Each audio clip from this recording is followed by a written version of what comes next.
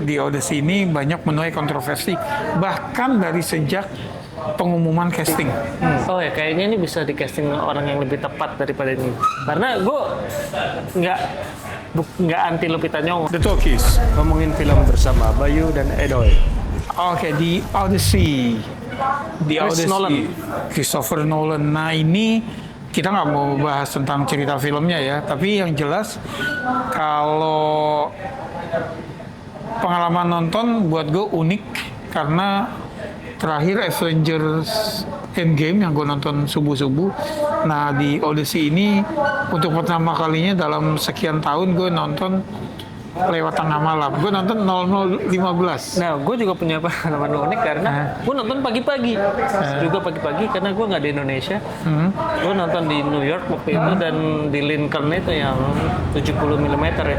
Jadi kalau ada 40, cuma ada 40 layar IMAX 70 mm di dunia, Bayu termasuk salah satu yang ngalamin nonton di Odyssey di Walaupun situ. sayangnya gue udah dapet yang Dua dari depan. 2 dari depan dan sebelah gue sebetulnya kalau ngelihat di pas beli tiket udah ada orang ya dan dia nggak datang. Itu mahal banget itu kan. Iya, ketiduran. Anyway, jadinya karena dapat paling depan dan FYI bioskop di sana paling depannya tuh lebih depan dari bioskop kita. Jadi jarak kursi ke layar tuh lebih rapet ya. Ya lebih dapat. Jadi ya, nontonnya begitu. Memang akhirnya jadi bukan pengalaman terbaik nonton buat gua karena posisi duduknya. Tapi at least ngalamin di 70 mm. Iya. Sekarang kita tahu, maksudnya di Odyssey ini banyak menuai kontroversi, bahkan dari sejak pengumuman casting. Oke. Nah sekarang seberapa keberatannya lu terhadap pilihan castingnya Nolan, terutama di yang banyak dibahas ya, si Lupita Nyong'o jadi Helen of Troy, si Elliot Page awalnya diduga jadi Achilles, tapi ternyata kan bukan, dia jadi Sinon gitu ya. Gitu Bay. Ya kalau gua Oh sama Travis Scott sebagai pendongeng si Bart. iya. Oke, bagi gua Travis Scott terus terang nggak terlalu mengganggu. Si Elliot Page sebagai Sinon juga nggak mengganggu bagi gue. Mungkin kalau jadi Achilles, kalau dibandingin Brad Pitt ya kebanting ya. Gue sebetulnya termasuk penggemarnya Lupita Nyong'o lah. Jadi pada saat di announce dia sebagai Lupita Nyong'o, terus orang pada protes Helen of Troy, kenapa Lupita Nyong'o? Gue masih nggak terlalu keberatan. Tapi gue pas nonton mungkin akhirnya jadi oh ya kayaknya ini bisa di casting orang yang lebih tepat daripada ini. Karena gue nggak anti Lupita Nyong'o, tapi begitu gue ngeliat kayaknya ini salah satu casting kontroversial yang gue akhirnya setuju gitu. Karena kan Helen of Troy itu wanita yang wajahnya mampu menggerakkan 1000 kapal ya. 1000 armada kapal gitu loh. Oke. Lo di situ ya. Kalau gue memang terus terang gue nggak ada masalah gitu ya. Si Non juga justru menurut gue tepat karena dia kan memang jadi Culun deh. orang ya yang ceritanya membutuhkan orang yang memang tubuhnya lebih kecil, yang lebih lemah gitu kan. Karena dia kan buat bait, ya kan. Yang sebetulnya dikorbanin itu salah satu Kejamnya perang ya. kejamannya Odysseus sebetulnya. Karena dia yang punya rencana kan, dia yang bikin itu. Lupita Nyong'o, untung Helen of Troy itu cuma 2 scene ya. Iya 2 scene. Sama gitu. kembarannya dia. Ya sama kembarannya gitu. Jadi ya sudahlah gitu. Karena begitu pas nonton emang udah kenyang sama perdebatan itu gitu. Jadi gue ya udahlah mungkin standar orang beda gitu ya. Zaman dulu yang Gue mikirnya kalaupun misalnya dia nggak mau pakai orang kulit putih ya, dia bisa mungkin yang berdarah Arab gitu, ya kan, yang mungkin lebih pas karena Troy kan di Turki itu, yang Masih ada berbatasan ya. sama negara-negara Arab, berbatasan sama Syria gitu. Iya. Jadi Turki itu bisa ke Eropa, Asia, Afrika, gitu. Nah, atau ada tuh bintang Iran yang Ya, atau gue Iran. suka juga tuh. Ya, oke. Tapi ya overall gue nggak ini karena porsinya tuh dikit banget. Terus kita film yang 3 jam kurang dikit banget gitu. Jadi udahlah, apalagi filmnya memang full kebanyakan adegan-adegan yang memang sensasional gitu. Jadi kecil lah itu gitu Kan kalau di gue. gue nggak merasakan 3 jam itu beban loh, kayak 3 jam berlalu begitu aja Yap. begitu.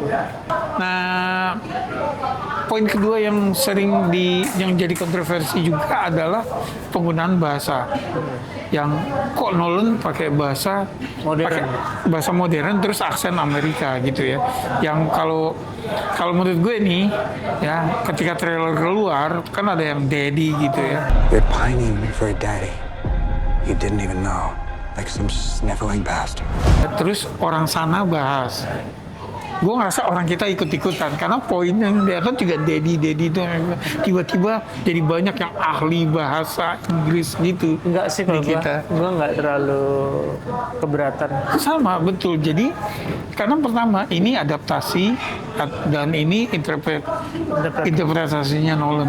Ya, gitu. seperti juga ada orang-orang yang bilang salah satu penerjemahnya Odyssey yang bilang kalau skripnya nggak bagus karena nggak sesuai dengan yang dia pikirkan.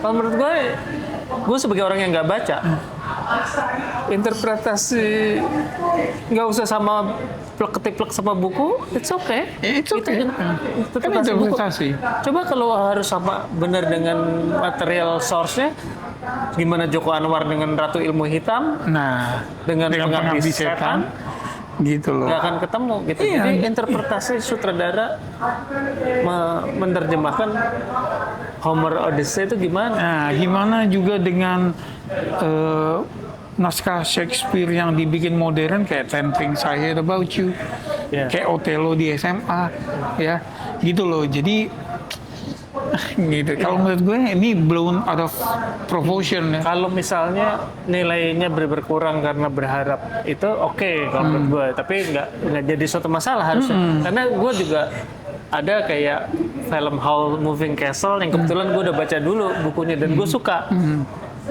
Begitu film Ghibli, filmnya luar biasa bagusnya. Tapi gue sebagai pembacanya kok nggak sesuai ya dengan bukunya, interpretasi dia. Iya. Bagi gue nilainya gue kurangin 1/2 bintang dari yang orang-orang karena nggak sesuai ekspektasi gue, oke aja gitu. Tapi bukan berarti itu semua masalah, bukan berarti itu jelek. Iya. Terus skenario-nya jelek. Mungkin ada yang ngasih contoh yang setia dengan teks lama tuh kayak mestinya Game pakai of Thrones pakai Iya. logat Inggris. Iya, atau ini kan Yunani, ya pakai, lu gila kalau mau pakai bahasa Yunani, ini kan film mahal ya, lu ngejualnya juga lebih susah. Terus kalau lu mau mempermasalahkan bahasa, lu gak masalah selama ini film aliennya bisa bahasa Inggris terus, gitu loh. Dengan grammar. Gitu loh, jadi yang kayak, juga gitu kan, gitu. Itu memang orang yang mencari-cari dan banyak orang kita yang kemudian ikut-ikutan aja gitu loh. Yang sebetulnya kalau si orang bulenya itu nggak bahas di awal, orang kita juga mungkin nggak masalah. Itu sih. Di Odyssey ada juga yang bilang Tom Holland di sini jadi weakest link-nya. Kalau menurut lo gimana? Menurut gue, kalau gue nggak keberatan, tapi bukan berarti dia bersinar ya. Bagi gue nggak keberatan ya. Iya, sama di gue. Memang yang mencuri perhatian tuh, ya tentu Matt Damon sebagai pemeran utama ya. Yang paling mencuri perhatian tuh Robert Pattinson, yang kayaknya berpeluang besar untuk dapat nominasi supporting actor nih. Bisa nyebelin itu ya. Dia padahal kualitas protagonis kan, si Iya. Robert Pattinson. Tapi dia bisa nyebelin itu ya. Aktor. Somebody get these beggars out of here! Nah, yang gue sayangkan tuh nggak banyak yang nyebut Himesh Patel. Karena dia dibilang out of place di situ. Ya, padahal dia tuh udah sama, dan dia karismanya juga besar, nggak kalah ketika dia gontok-gontokan sama Odysseus gitu ya. Dan gue memang kebetulan gue impress sama dia sejak gue nonton Yesterday Oh iya. gitu ya, yang ternyata dia bisa nyanyi juga. Skor Aduh, gue suka sih. Gue suka 3 jam, bagi gue singkat itu udah banyak bintangnya. Gitu. Jadi bisa gue kasih 9. Oh, oke. Gue nonton pertama gue kasih 8. Gue udah 2 kali nonton, makanya nilai 9. Gue pengen nonton coba yang di 4DX sebetulnya. Oh, Gitu. Oke, Odyssey, kamu mungkin salah satu dari sejuta lewat penonton film ini di Indonesia. Silakan tulis komen juga tentang kontroversi bahasa dan casting. Makasih udah mampir. Sampai ketemu di film berikutnya. Salam.